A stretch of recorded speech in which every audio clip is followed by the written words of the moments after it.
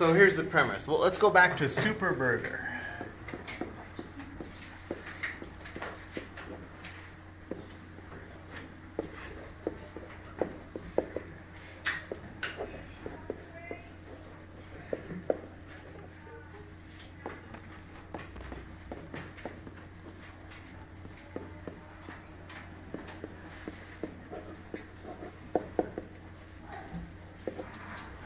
So Super Burger has three choices of patty. You can get the buffalo burger, the cow burger. I call it beef, but they both start with B, so I need a different letter.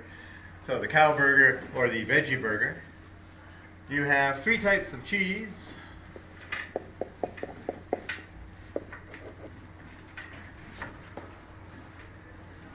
Mozzarella, Swiss, or Gouda. No cheddar because that starts with a C, and I already used the C for the cow. So. And of course you need your vegetables, so lettuce or kale. And the question is, how many different, we're assuming one of each, so assuming at least one of each, how many different burgers?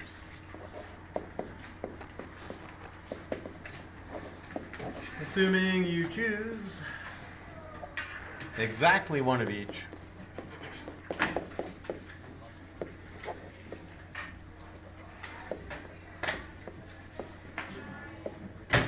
how many burgers are possible?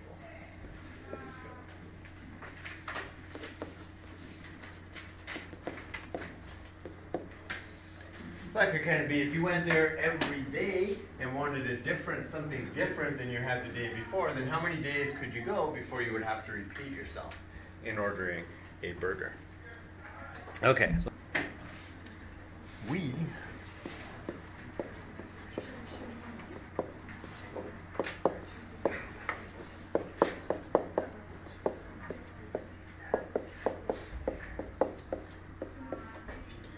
we're going to list the sample space, which I think might even be, it might not be. And the sample space is the set of all possible outcomes, right? So we're back to sets. There will be set theory in this unit, and there will be set theory in the unit that follows. Okay, so we are not escaping set theory.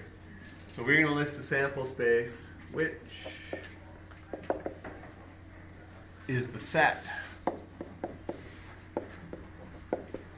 of all possible outcomes, in this case burgers, right? And a way to do that, there's a tool that can help us list the sample space called a tree diagram. Okay, so we're going to do what's called a tree diagram. We will use a tree diagram. Now that Rodrigo's ruined it and we know there are 18 possible combinations, but what if you had to list them all? Right? Because next unit we get into probability, and in probability we'd say, well, what are the chances of it having, lettuce on it? Right? We'd have to say how many of them have lettuce, so we might have to list them all, and that's what we're going to do here, right? So we will use a tree diagram.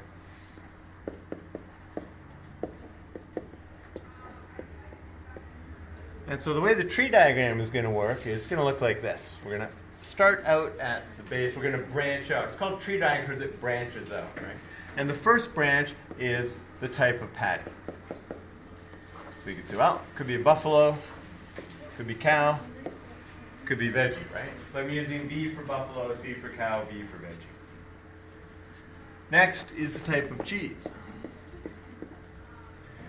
So if I choose...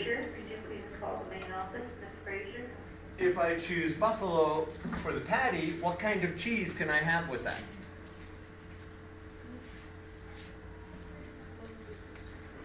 Yeah, could have buffalo and mozzarella, could have buffalo with Swiss, buffalo with Gouda. So we're branching out, right? We're listing. So if you choose buffalo, then for the cheese, you can choose mozzarella or you can choose Swiss or Gouda. If I choose cow, what can I have for the cheese?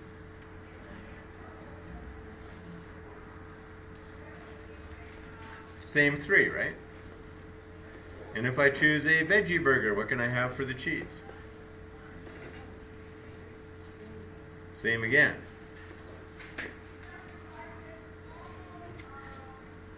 And what's the third thing that we're putting on is the I don't know what we call it. Let's call it the, I don't know what to call it. The veggie, yeah. Well, we got a veggie burger, so the leaf. What leaf can we put on? So if I have buffalo mozzarella, then what choice do I have for the greenery? Lettuce or kale? If I choose buffalo and Swiss, what can I have for the greenery? And you can see that we're going to keep doing what? We're going to do the same. We're just going to branch off each.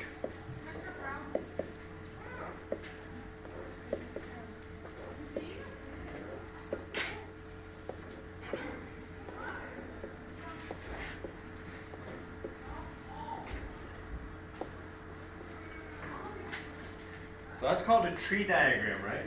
In this case, we're choosing 3 different things, right? Type of patty, type of cheese, and type of green leafy vegetable, right? So call that green leafy vegetable. Now, in order to list the sample space, right, the tree diagram just assists us by giving us some paths to follow. And so we follow each path, B, M, L. So we list that. That's one of the outcomes, right? It's a buffalo burger with mozzarella and lettuce. Then we've got BMK. BMK. Then we have BSL and BSK. And then BGL and BGK. And we've exhausted all of the buffalo, right? That's all the possibilities with buffalo. And then we do the same thing. Now we start with cow. So CML, CMK, CSL, CSK, CGL, CGK. And same thing again with veggie. VML, VMK, VSL, VSK, VGL, VGK. And there's how many of those? 18. So we have 1, 2, 3, 4, 5, 6, 7, 8, 9, 10, 11, 12, 13, 14, 15, 16, 17, 18, right? Now in this case, we've actually listed the sample space, right? Now I could write that in set notation by simply, I'm not going to, but I'll list part of it. So the outcome is the set consisting of BML and ending with V. Okay, if you want, you can sort of point to there, right? I don't feel like writing down a set with the 18 items in it. Now, if they added another type of patty, so let's say they added ostrich or something, you can have an ostrich burger. Then how many more outcomes would there be? Be another 6, right? And and then if they added, let's go, I don't know, what's more exotic than ostrich? You need some endangered species burger, but you're not allowed to do that. That's not politically correct. Ew. Panda burgers, right? Disgusting. Wasn't there a panda? There's some fast food chain called Pandas, not Panda Burgers, obviously, but they use a panda. I don't know. So if we add more, we're going to have more and more possibilities, right? So maybe we don't want to list the sample space, but sometimes we do need to.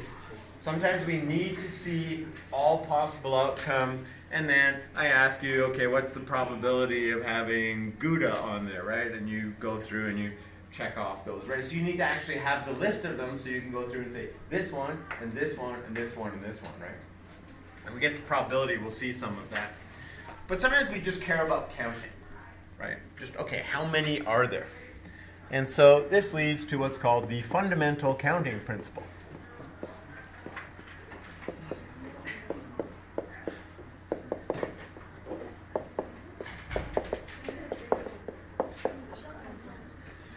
So how'd you come up with 18? Because I know you didn't list them all.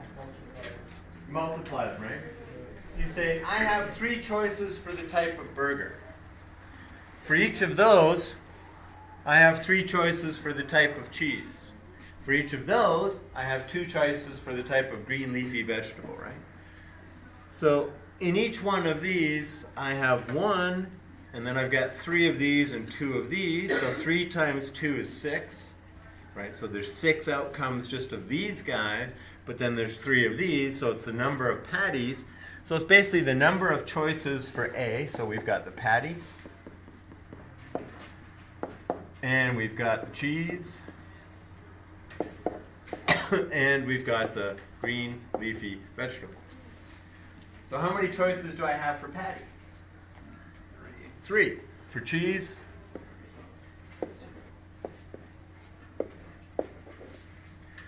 So that's how we count without counting, right? We don't actually have to list them all. We use what's called the fundamental counting principle, okay? And it says if you have A choices for the first thing, B for the second, C for the third, D for the fourth, and so on, you just multiply those together. And that will give you the total number of choices that are available to you.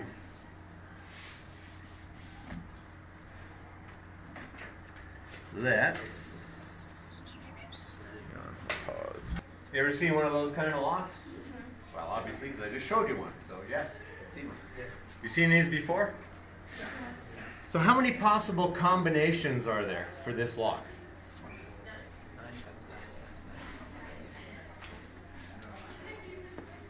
So if we're going to use the fundamental counting principle, we would say, okay, I've got the first number, got the second number, got the third number, and I got the fourth number, right? Now, how many choices are there for the first number? 10, right? Because you got 0, 1, 2, 3, 4, 5, 6, 7, 8, 9. How many choices do you have for the second number? How many choices for the third number? How many choices for the fourth number? And 10 times 10 times 10 times 10, did I say that enough times? Is 10,000. Okay, so there are 10,000 possible combinations. I happen to have a lock like that. It's a little bit simpler. It's got 3. So how many possible combinations are there if it only had 3? The unfortunate part of that is I set the combination to something, but it didn't set to what I thought it would set to. So now I have to go through how many combinations? Hopefully it opens sometime before I get to 999 if I go 0, 0, 0, and 0, 0, 1. I know what I thought I set it to, but apparently it doesn't know what I thought I set it to. So I'm going to try numbers around what I thought I set it to, just in case it was off by 1 number either way. But yeah, worst case scenario with 3 digits, I'm looking at going through 1,000 combinations to get this thing open. Which, yeah, it only costs like $8, so it sort of might be, is it worth it? Or did I just buy a new one? Okay, let's go back to this.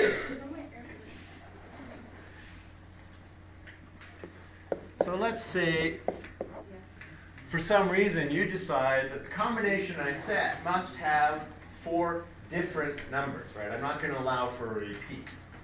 So if I had 4 different numbers, then I'd have 10 choices for the first one, right? You start with any. Then how many choices would I have for the second one? 9. And how many choices would I have for the third one? And how many for the fourth one? So this would be no repetition, right? So if I allow no repetition, I want to have 4 different digits, then how many possible combinations am I now restricting myself to? How many? 5,040. 5,040. Sorry, is that what you said? I didn't hear the 5,000 part. Okay, so you'd cut out about half the possible combinations if you wanted to have 4 different digits. Okay. So this is the fundamental counting principle, right? We just list. Now, I could list all 10,000 numbers, right? So, I could do a tree diagram. which would end down here. And I may, in fact, have to go through all 1,000 possible combinations on that 3-digit block I have, right, in order to find it. We're not going to do that, right? We're not going to draw a tree diagram. So you could have a 0, and for the second digit, you could have a 0, right? So what I would do if I were doing a tree diagram, which I would never do, right, we would say, like, first digit, and we'd list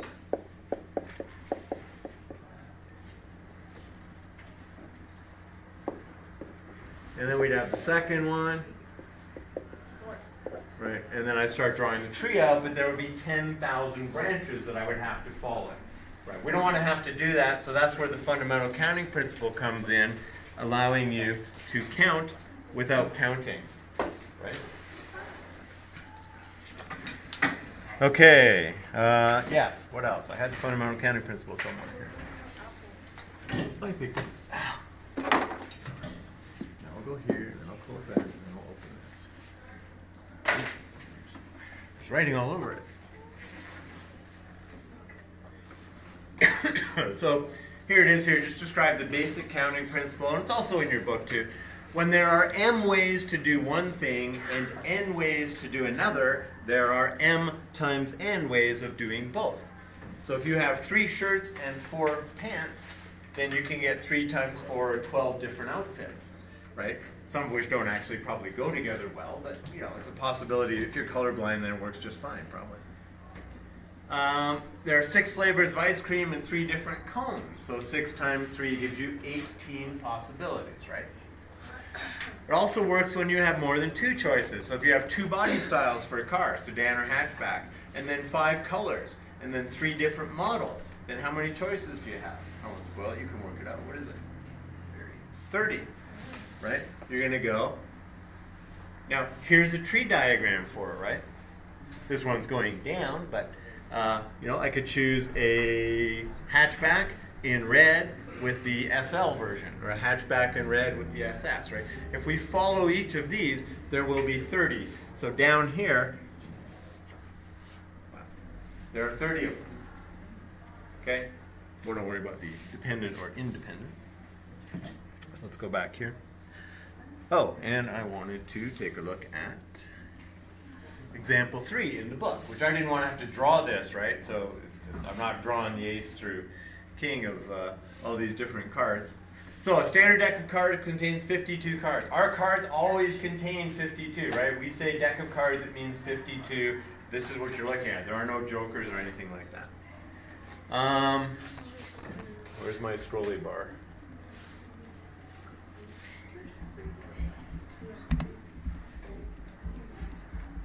Okay, so there's your standard deck of cards, right? You can get familiar with it by either buying some cards or looking in the book to see that.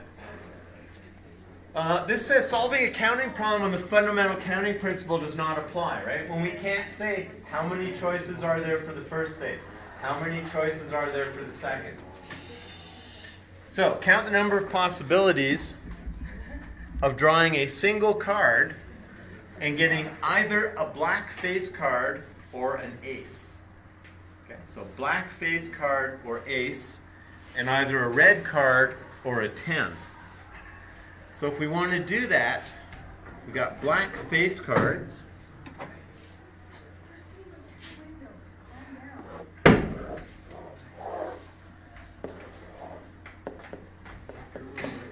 So let's say I want to draw a Venn diagram for this. I got black face cards and I've got aces.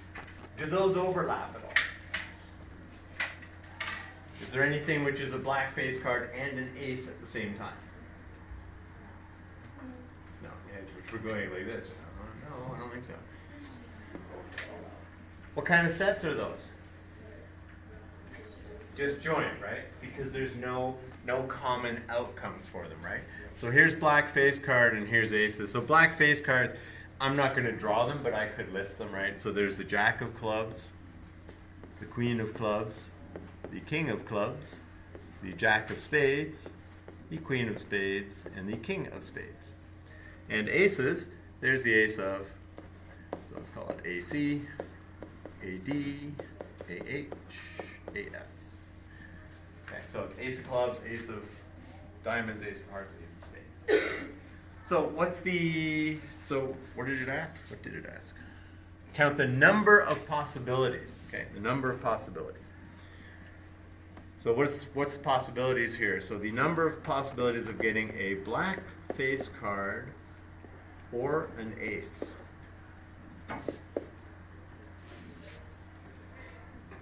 So how many?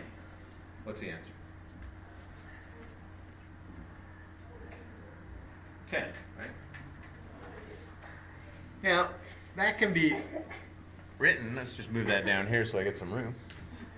It's the number of black face cards plus the number of aces, because they're disjoint sets, right? There is no intersection. Right? There's no intersection between those two sets. So there's nothing that I will have counted more than once. Number of black face cards is 6, number of aces is 4. Questions? Oh, that's 10. Good, yeah. Okay, let's go to a new page. Let's go here. Either a red card or a 10. Well, we could do this here.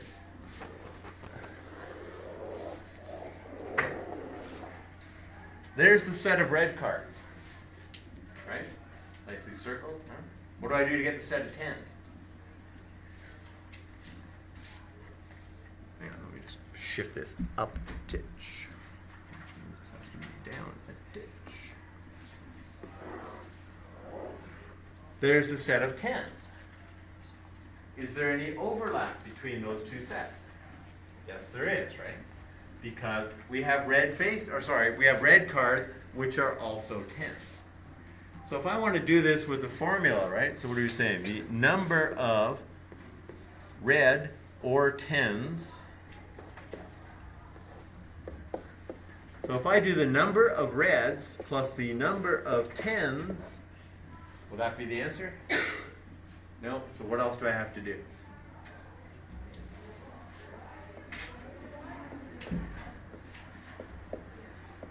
We're going to have to subtract off the intersection, right?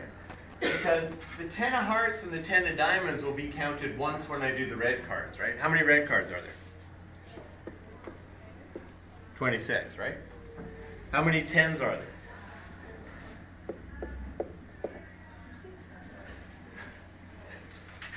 How many 7s are there? How many red 10s are there?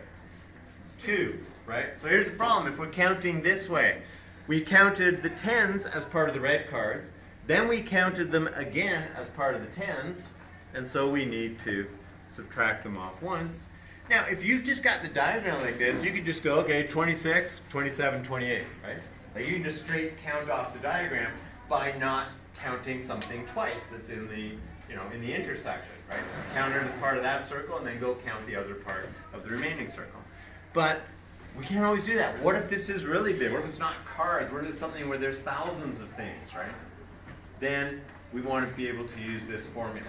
Now this formula is sort of kind of given to you on the formula sheet. It's actually under probability, and it's the probability instead of the number. But they kind of, they overlap in that way, right? I mean, you could replace where you see a P on the formula sheet under probability, and you want to work out numbers, you can replace the P with an N and just think about, hey, it's the number of these plus the number of these minus the number of those, which in this case equals 28. Okay, questions? Comments? Concerns?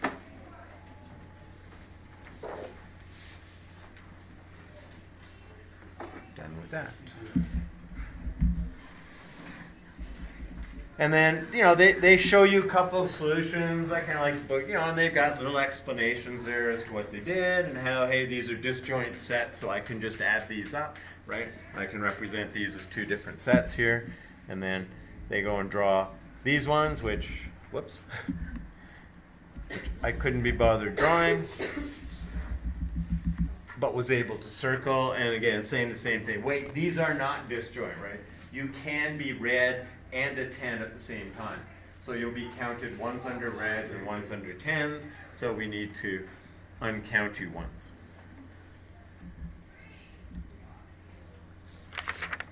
Okay. What else? So that's using Venn diagrams. Let's do a couple more examples. Back to here.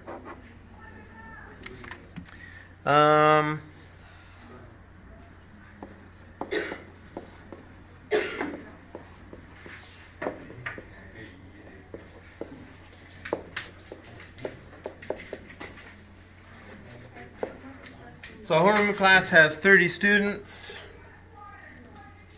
each of whom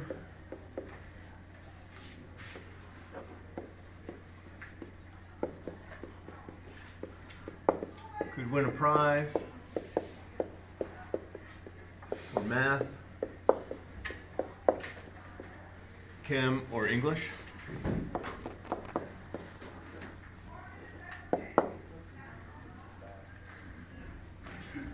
If a student can win more than, okay, so A.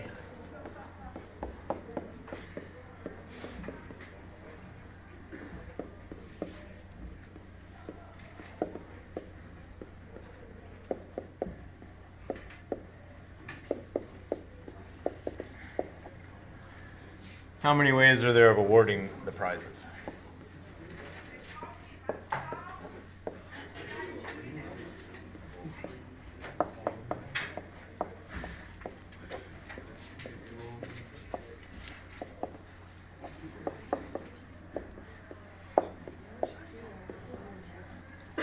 Okay, so what do we do? What do we put down?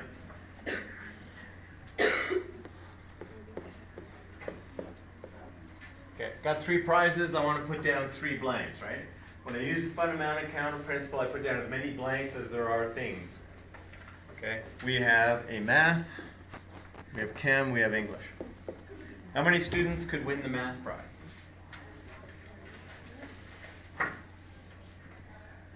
30. How many students could win the chem prize?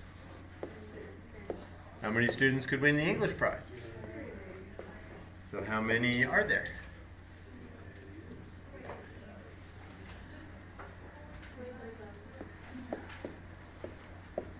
Okay. So there's 27,000 ways of awarding those 3 prizes, right? And one person getting all 3 of them, each of the people could win all 3. That would happen 30 ways, right? That's 30 of the 27,000. And then we started splitting, okay, you could win 2 of them and somebody else could win 1. And that would be like 900 ways to do that, and so on.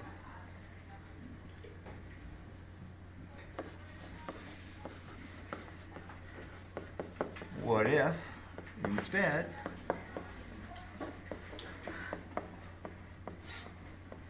there were a first, second, and third prize?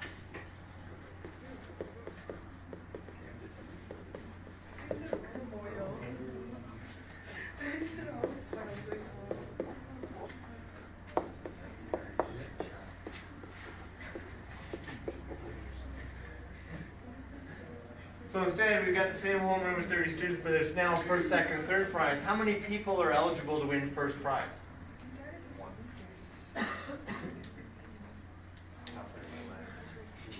How many people could win first prize? How many people are in the homeroom?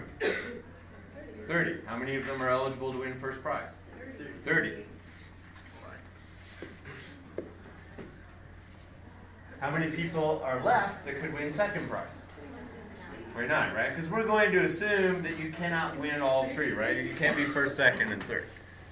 And how many people are then remaining that could win the third prize? And that's equal to 2, 4, 3, 6. So one of the questions we have to ask ourselves when we're doing a fundamental counting principle problem is, are repetitions allowed? So with the combination lock like that, we could say, yeah, you can repeat. Okay? Because you could have 0, 0, 0, 0. With a first, second, or third prize, you're not repeating. Let's do one more like this. So Peter's Drive-In has milkshakes, right? You know how many flavors they have? 4,500. I think this is the right number, but I'm not sure. I think they have 31 flavors for milkshakes.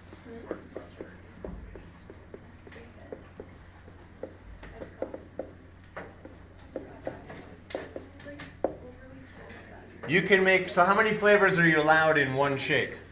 You have up to 4, I'm pretty sure.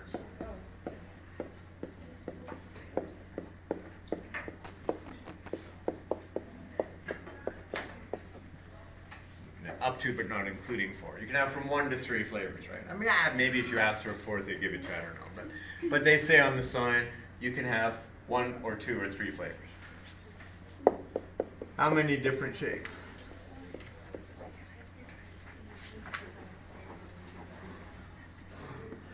So if you went there every day, how long would it be before you ran out, before you could not have a unique shake? Right? Before you have to actually repeat some flavor or combination of flavors. Okay, so let's do 1 flavor shakes. How many possibilities are there for a 1 flavor shake? First flavor, 31. 31, right? If you do 2 flavors, then you got a first flavor and a second. How many choices for your first flavor? How many choices for your second flavor? So how many choices of 2 flavor shakes are there? What's that? 0, 3, 930? Yes? No? Yes? Yeah. If you're doing a 3 flavor shake, how many choices for your first flavor? For your second flavor? So first, second, third. So 31, 30, and 29, which is 26,907. So now we got to add these all up, right? So what do we get? 1, 3, 9. So it must be more than 31 flavors, right? Because they advertise, what, over 45,000 combinations? All right, try it with 32 flavors.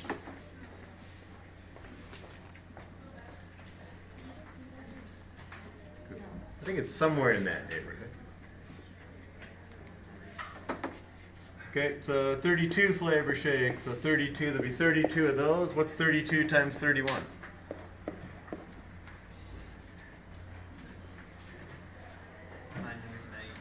992. What's 32 times 31 times 30? 29,760. All right, well, I think there's more than that then, because that's not going to add up to.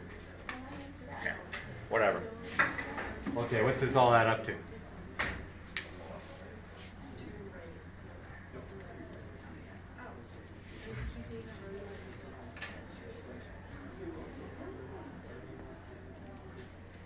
$30,000 and what?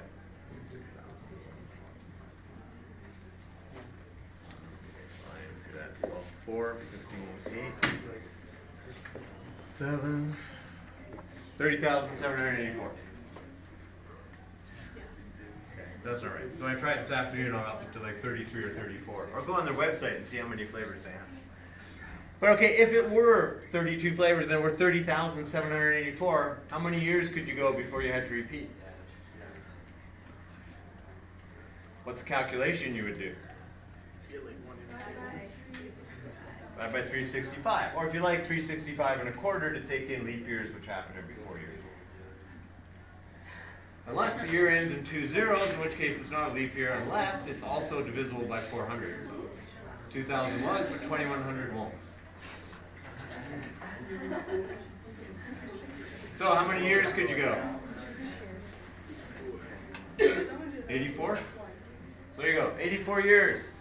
Of course, you'll probably die young from drinking all those milkshakes. So you're not going to make the 84 years.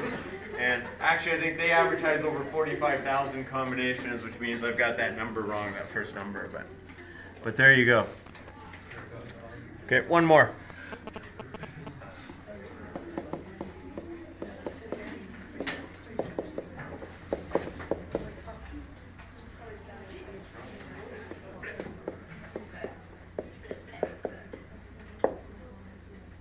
Given the digits 2, 3, 5, 7, and 9, right? I want to know how many 4-digit numbers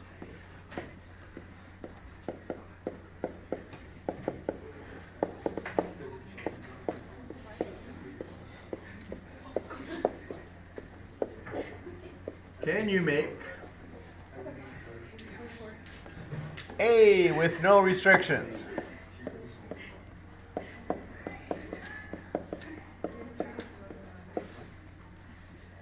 Okay, so no restrictions, right? You can use any digit.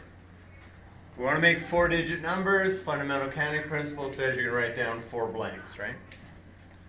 1, 2, 3, 4. How many choices do you have for the number 1 digit? 5. How many choices do you have for the number 2 digit? How many choices do you have for the number 3 digit? And for the number 4 digit? So that's 5 to the 4th, which is, I believe, 3,025, right? Or is it 3125? 3125? Oh, 625. Never mind. I went too high. B, no repetitions. Okay, fundamental counting principle, same deal, right? 5, 4, 3, 2 then, right?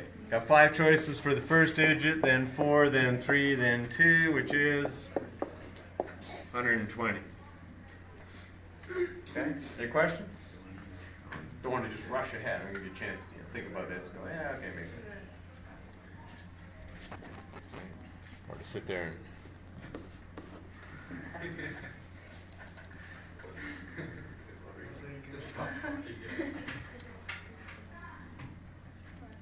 and greater than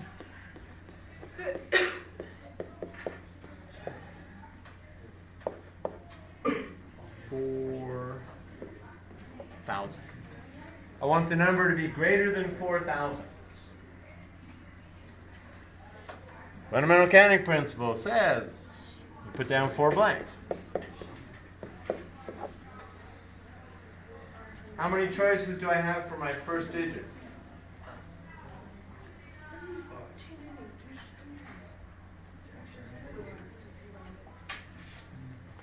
Those are the digits you have to choose from. How many choices do you have for the first digit? 3. What do they have to be? 5, 7, or 9, right? You're restricted. When we do fundamental counting principle, you need to deal with restrictions. In this case, this number has to be greater than 4, and there are 3 of them, right? Okay, how many choices do I have for now? I guess what you have to ask here is, okay, so let's say with no repetition. Because just saying greater than 4,000, you then, well, can I repeat digits or not? Right, so with no repetition. How many choices do you now have left for the second digit? 4, right? There are 4 remaining numbers. You've chosen one of them. For the next digit?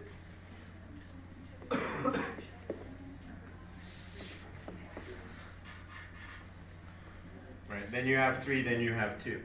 So you need to deal with restrictions first. You need to deal with this first digit and say, well, okay, look, I know that has to be bigger than a 4. And the only numbers that are bigger than 4 are 5, 7, 9. That gives me 3 choices for that digit. After that, there's no more restrictions, right? I can start with anything I want, or I can have, and one of the numbers is gone, and there were 5 to begin with, so now there's 4 remaining. And then 2 are gone, there's 3, and then 3 are gone, and there's 2. Let's just extend the page and do one more.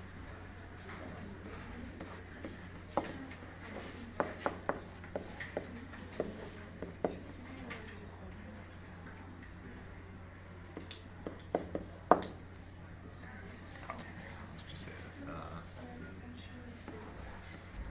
No repetition.